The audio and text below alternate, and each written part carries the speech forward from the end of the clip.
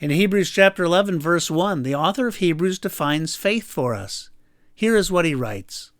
Now faith is the substance of things hoped for, the evidence of things not seen. So faith is the substance, the assurance, the confirmation, the realization of things hoped for. It's the reality of things hoped for. It's being sure of things hoped for.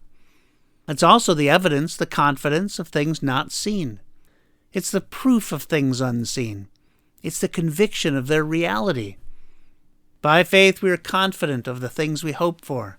Not necessarily the things we want or wish for, but we're confident of the promises of God. And we're confident in the unfolding of the promises of God. And we're confident in the character of God.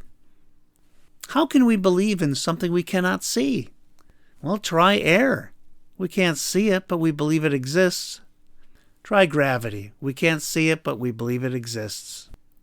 So when the going gets tough, we can believe that God still exists, that God is all-loving, that God is all-powerful, and that God can use our hardships for good and for His glory.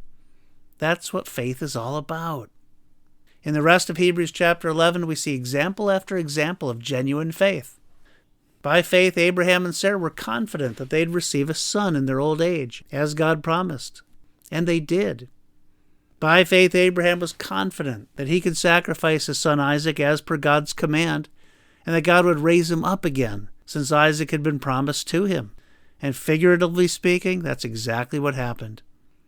By faith, Moses was confident that identification with God's people was better than the pleasures of Egypt. By faith, the Old Testament prophets were confident that suffering for God was well worth the price. By faith, we are confident. Are you and I convinced that the unseen truths of Scripture are real? Do we believe that God exists and that His promises are true, even when we may feel discouraged or confused?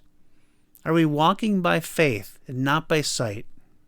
Let's be those who walk by faith, who believe God's promises, and who are willing to do as God directs. Thanks for listening.